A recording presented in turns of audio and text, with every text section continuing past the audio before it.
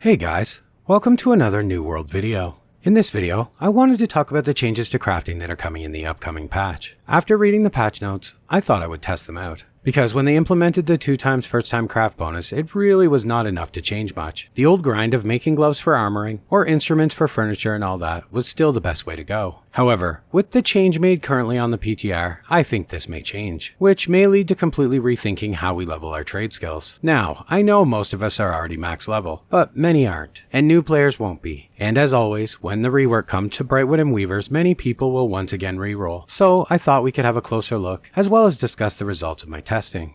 So let's just get into it. So in order to get a true test, instead of anecdotally just saying it's better or worse, I thought we could look at armoring, and do a side-by-side comparison doing it in both ways.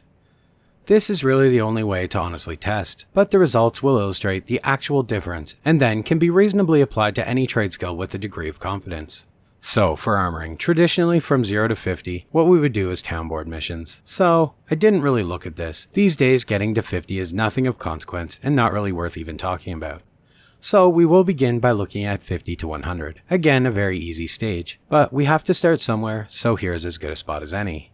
So from 50 to 100, we would normally make 345 pairs of gloves, whichever suited your farm style, and for the sake of this we will just say sateen. So, in order to reach 100, we would need 1380 sateen and 1380 coarse leather and of course 345 iron ingots. Well, if we are to monopolize our benefits from these changes and make one of each thing we can in this range, we would easily achieve 100 without the need of any grind. And we would need 787 sateen, 773 coarse leather, and 220 iron ingots, and the addition of 62 fur. So as you can see, substantially less. Which is good, but will it carry into the more demanding higher levels is what I wonder.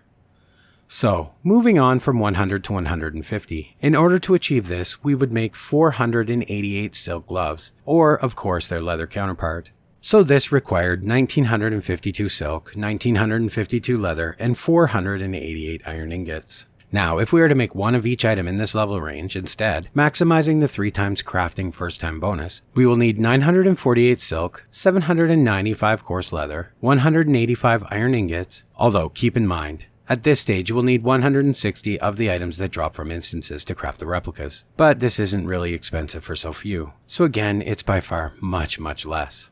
And finally, let's look at the 150 to 200 range. This is traditionally the more expensive and more grindy part of any trade skill. And armoring is no different. So let's see if this improves that. So from 150 to 200 we would traditionally make 831 pairs of gloves, infused silk or infused leather. To do this we would need 3,324 infused silk, 3,324 coarse leather, and 831 iron ingots. Now, if we instead play into the new system and make one of each item, we unfortunately in this case would not earn enough experience to make the complete journey. However, after making one of everything, excluding of course the metal armors, these simply are too expensive and during my tests found that it affects the overall cost in too big of a way. So instead we will make one of every cloth, one of every leather piece, and then finish it up with 323 pairs of gloves. This leaves our total at 1,864 infused silk, 1,633 coarse leather, and 389 iron ingots. Substantially cheaper again.